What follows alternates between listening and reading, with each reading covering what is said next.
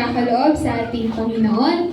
Tayo po dadako sa ating regular announcement po. At bago po lahat, nais po natin i-welcome po ang ating mga bisita ngayong umaga po.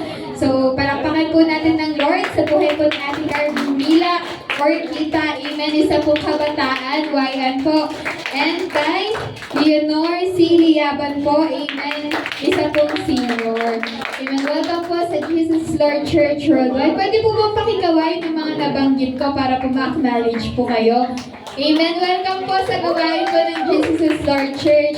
And this is a Bible-based and Christ-centered church. So wala po tayong ibang tinataas at tinadakila, kundi ang pangalan lamang po ng ating Panginoon. And you are free po na umatan po sa ating mga gatherings po sa ating pong mga i-announce. At mamaya po, kung maaari lamang po na maiwan po kayo para kayo po ay maipanalangin.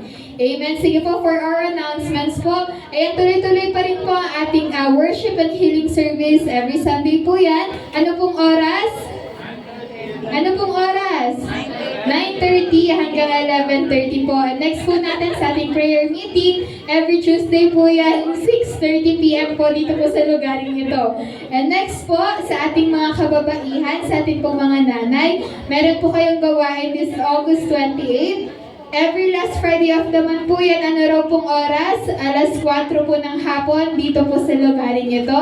And next po natin sa lahat po ng seniors, sa pangunguna po ni Nanay Elena Linson, may gathering din po kayo this August 27 po. Alas 4 po yan ng hapon hanggang alas 6 po ng gabi. Yung mga details po, ayan, isasabihin na lang po sa mga susunod pa pong mga linggo. Pero as far as I know po, lagi po yan ginaganap sa Ellen's Garden po. And next po natin, sa ating 7 days prayer watch na katatapos lamang po this month of August. Meron po ulit tayo every month po yan. This upcoming September 1 to 7 via Zoom po yan. Ginaganap po online. So 4:50 a.m. po ng umaga. So sa lahat po na nagnanais na makilahok at mag-join po sa ating gawain sa ating Panginoon na wala pa po sa GC, maaari lamang po kayo lumapit sa ating mga ushering kay Pastora Dayan po para po kayo ay ma-add sa ating mga GC. And next po natin sa ating training po, tuloy-tuloy po yan. So currently po, kami po ay nasa module 3 na po ng ating gawain po. So sa lahat po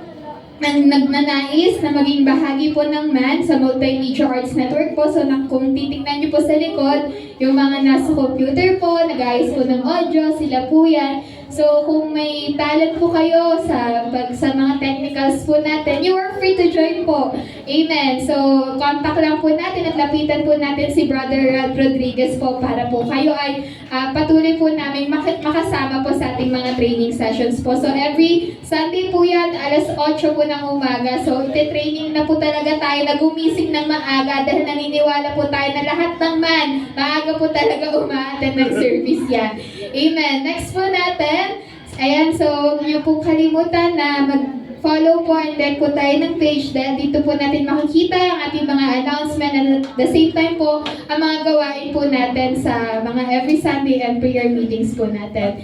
Next po natin, amen. So sa mga oras pong ito, tayo po idadako sa ating LGN. So maaari na lamang po na sa pangunguna po ng mga KKB dito na po sa unahan. Ito pong dalawang side na po na ito. Pangungunahan po tayo ni Ate Razel and ni Rizby dito. So sa lahat po ng mga YN, ages 22 above, maaari lamang po na pumunta po tayo sa grupo ni Ate Razel dito po sa side na to. And sa lahat po ng KKB, dito po sa side na to. And sa women's naman po, sa pangunguna po ni Ate Lori Lynn, ni yan, nakalimutan ko po. Ate Vanchi po and Ate Ann, sorry po, nakalimutan ko phone ko. So, dito na naman po lahat ng women's and then sa men's po, dun po sa men's side, sa pangunguna po ni Kuya Esto. And then dito po sa seniors po, sa pagitan po ng KKB and men sa pangunguna po ni Nanay Emmy. So, sige po, tayo po yung tumayo at tayo po pumunta sa ating mga respective groups. Amen. Diyan na rin po tayo mag-closing prayer po sa bawat grupo natin. Thank you and God bless us all po.